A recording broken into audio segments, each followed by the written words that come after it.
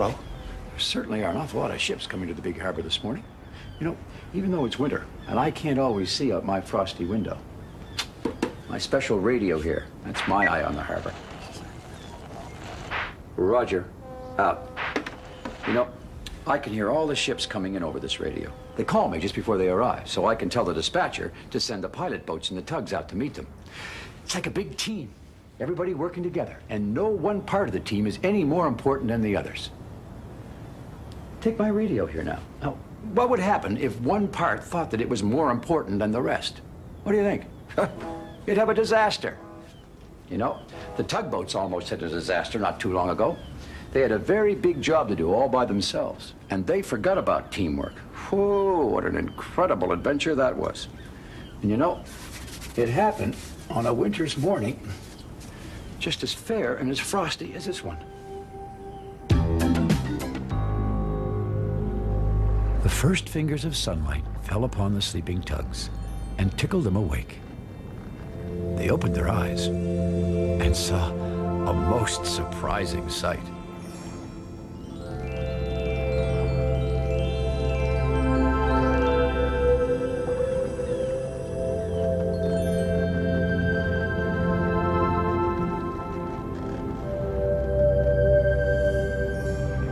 What is it? Said Hank finally. It's ice, said Foduck, who couldn't believe his eyes either.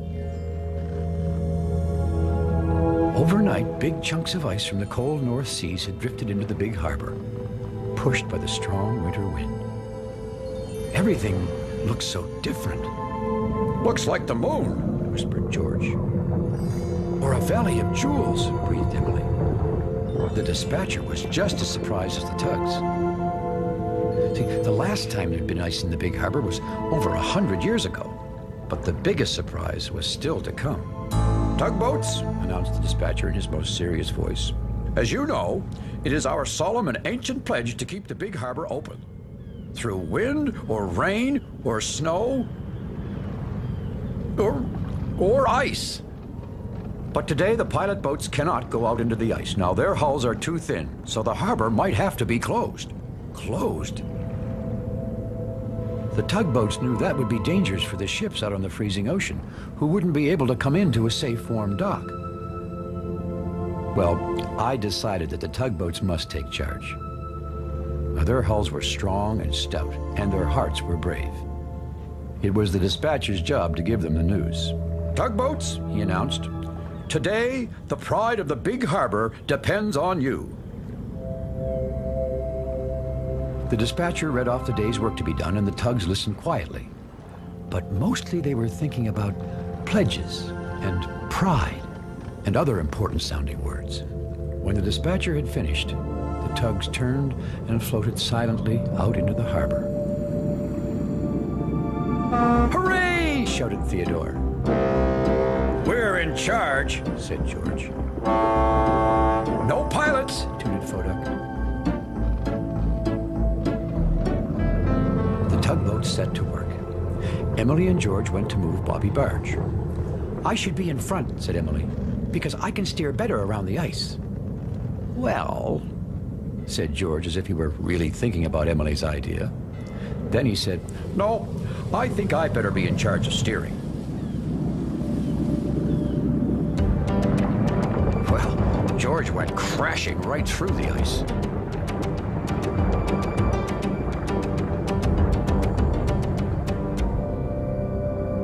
Foduck brought Bonavista Barge to the salvage yards with a load of scrap metal. Oh, it was tough tugging. Sometimes the ice came all the way up the Bonavista's bumpers. The ice was so thick that Philip and Fillmore, the ferry twins, couldn't get across the harbor. So Theodore and Hank were sent to pull them.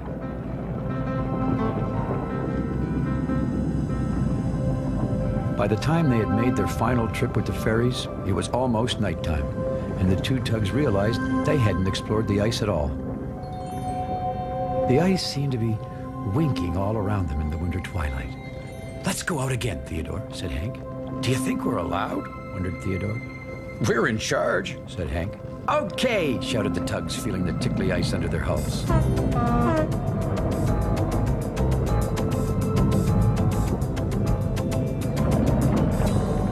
Meanwhile, the other tugboats were just finishing their work for the day. They had taken charge and kept the harbor open. They were very tired and looking forward to their nice warm dock. But little did they know that the biggest adventure of all was just about to begin. I know you are tired, announced the dispatcher. But a big oil tanker named Olympia has just arrived and we must get her into the harbor tonight. Do you think you can do it? Sure, said George. You can count on us, Mr. Dispatcher. But, said Emily, where are Theodore and Hank? The tugs couldn't wait for Theodore and Hank. Off they went to meet the oil tanker. The great ship was really a sight to see, floating there in the middle of all that ice. The tugs buttoned onto the tanker and began bringing her into the harbor, bound for the docks at the oil refinery on the shore of the harbor.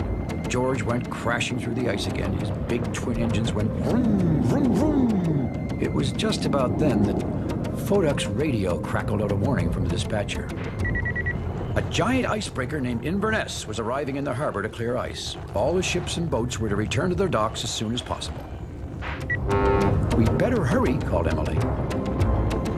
Foduk decided he better take charge and direct the tanker into port. I'm in charge, snorted George. But Foduk, who had always wanted to be a pilot boat, gave directions to George in a commanding voice just like Pearl. Come over here now, George. Full ahead. George tried to turn, but with all the thick ice around him, he couldn't. So he plowed on ahead right into the middle of a heavy ice floe. It's a good thing I'm up front, he thought, and vroomed his engines even more. Our friends Theodore and Hank were busy in the ice too. Theodore was pretending he was an icebreaker ship. He went plowing through the thick ice, breaking it with the weight of his hull. Hank was pushing the ice, pretending the piles were giant ships he was moving around the harbor. Look at me, he shouted, feeling very strong and powerful.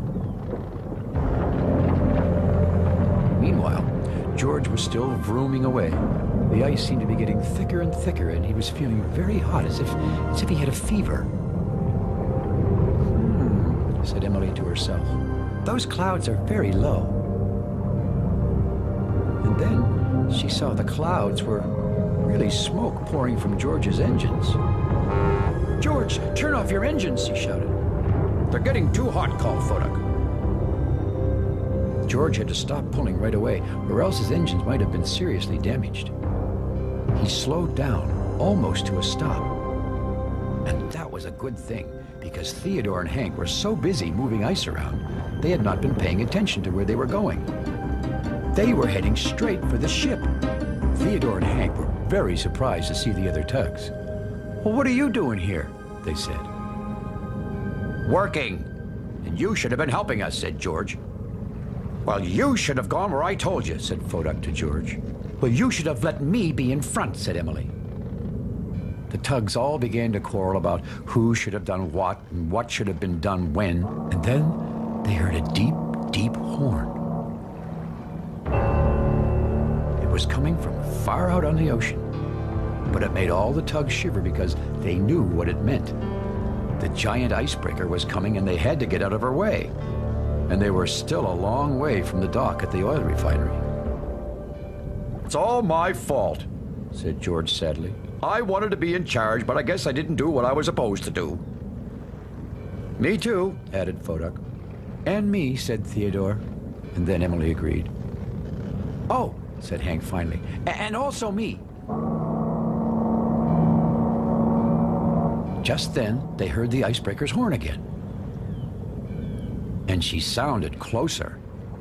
The pilot boats would know what to do, said Hank in a very small voice.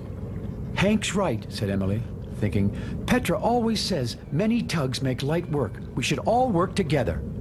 You're right, Emily, said Theodore. You're the best steerer, so you go in front. George should push because he's the strongest, and Hank and I can help by pushing on the side. And so the brave tugboats set out to move the great ship through the dark and icy harbor. There was Emily the Vigorous, pulling in front, steering the tanker between the ice jams, and Theodore and Hank at the side, keeping her nice and steady as she went. And valiant George, who pushed and pushed on with all his might. And Vodok the Vigilant, leading the way, using his firefighting light to shine a safe path for his friends. Finally, the tugs saw the friendly lights of the Big Harbour just ahead. They were almost there. Soon, they reached the oil refinery.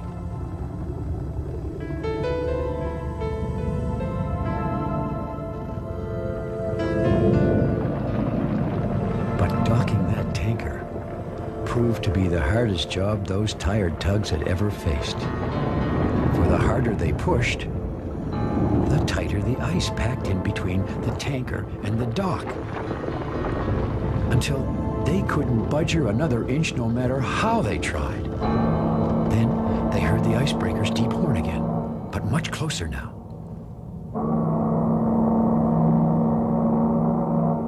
No one was thinking about pride or solemn pledges anymore. Instead, each tugboat was thinking they'd let the harbor down. All eyes turned to Theodore. If anyone could think of a plan, it was Theodore. Good old Theodore. The tugs held their breath. Theodore cleared his throat and said, Hank and I were pushing ice around. Well, the tugs let out their breath in a long, slow, sad gasp like air leaking from a balloon. Theodore had just been daydreaming. It was certain now. All was lost. Wait, shouted Theodore. The tugs turned again to Theodore.